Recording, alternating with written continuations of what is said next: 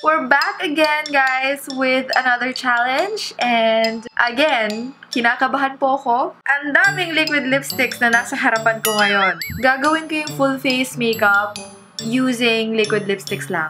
Good luck sa akin ng medyo matindi-tindi, bes, dahil hindi ko alam kung kakayanin ko ito dahil hindi naman lahat-lahat ng colors ng liquid lipsticks meron ako. Puro pink, puro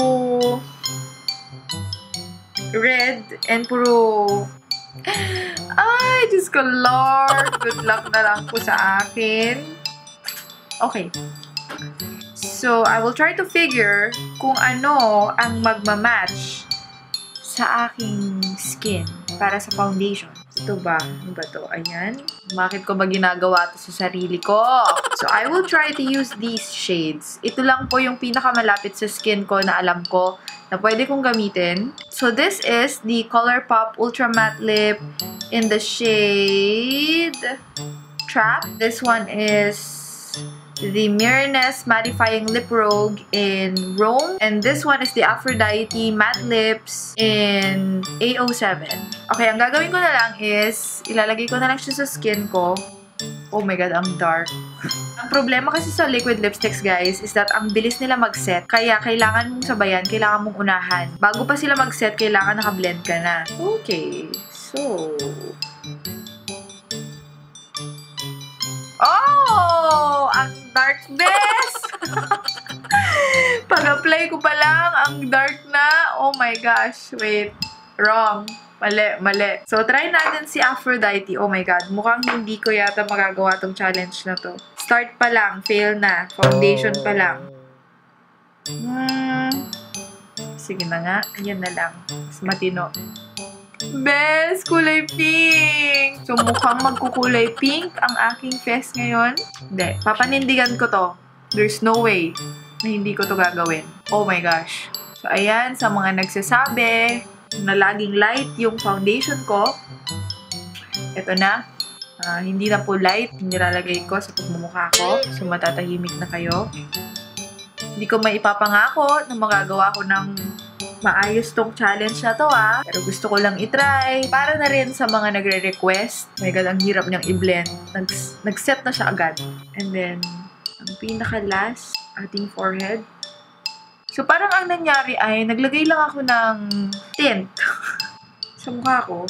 Dahil wala naman talaga siyang na-cover. Pero mabango siya, in fairness. I guess, pwede natin gamitin sa under eye area. Yung pink na tone, pwede mong gamitin pang conceal. Gamitin natin siya ngayon. Para-paraan na lang. Pag medyo pink yung mukha ko mamaya, huwag na kayong magulat. Gamitin na rin natin ito pang highlight. So, ang ginagamit ko pala ngayon, guys, is yung NYX na Soft Matte Lip Cream Sydney. Let's contour the face. So, super brown siya. Ayan, siguro tong contour, ito yung medyo madali. Ay. At least makikita natin na possible pala, diba? Na gamitin ang mga liquid lipstick for the makeup, for the whole face. Mapuprove natin ngayon. Blend, blend, blend. And then now, for the eyebrows, I think madali lang to kasi marami akong liquid lipstick dito na dark. So, I'm going to use this for the eyebrows. Pwede rin namang ito, pero medyo burgundy yung kulay niya. So, ito na lang para mas realistic. Wow, realistic. Kailan pa naging realistic itong ginagawa natin, be? Just... Ang red! Ay, kulay red siya. Oh my gosh.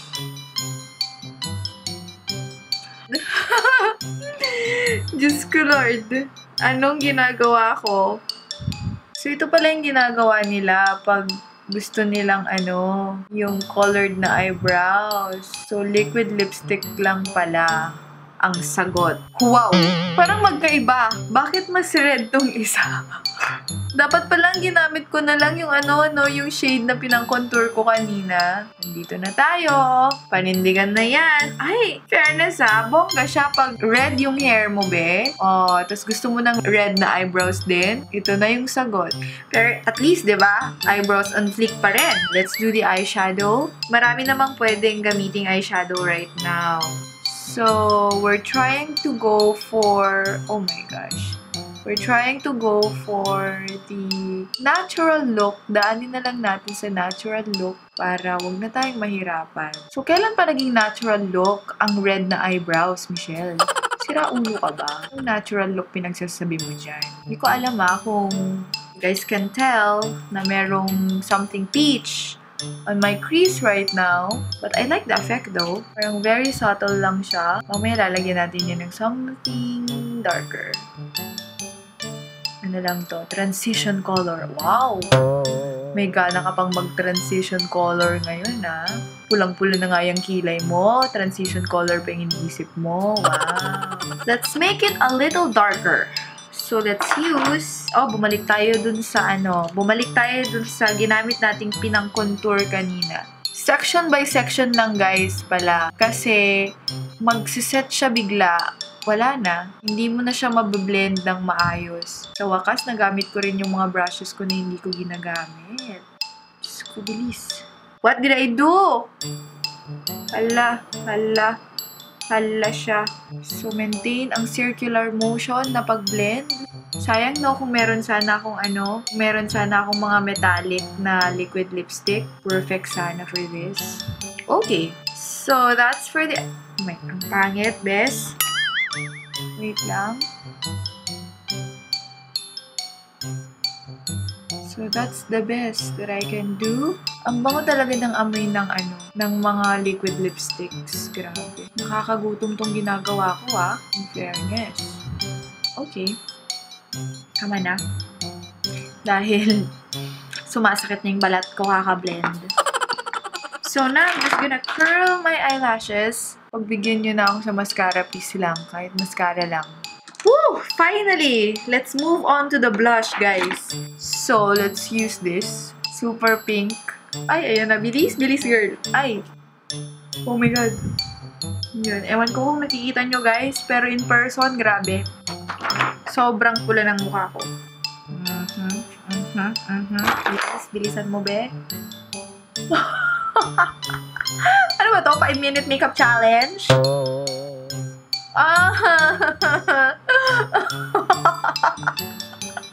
Grabe!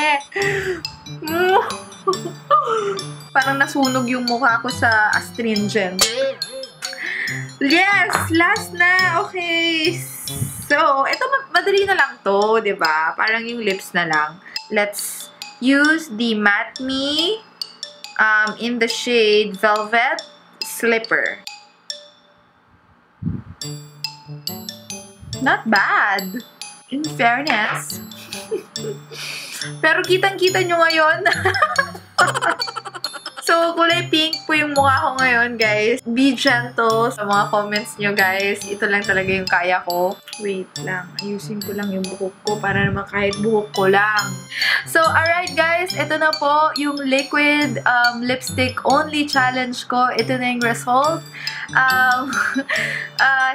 Ewan ko kung fail or nairaos ko ba or ewan, hindi ko alam. But, ang tanging masasabi ko lang ngayon ay sobrang magkaiba yung kulay ng buhok ko sa kulay ng kilay ko.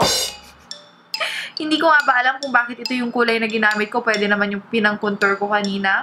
But anyways, okay na yan. Sana guys, nag-enjoy kayo sa panonood ng video na to. Comment down below kung ano pa yung mga challenges na gusto nyong gawin ko.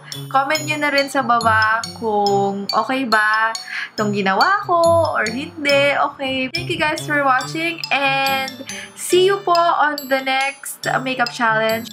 Mwah!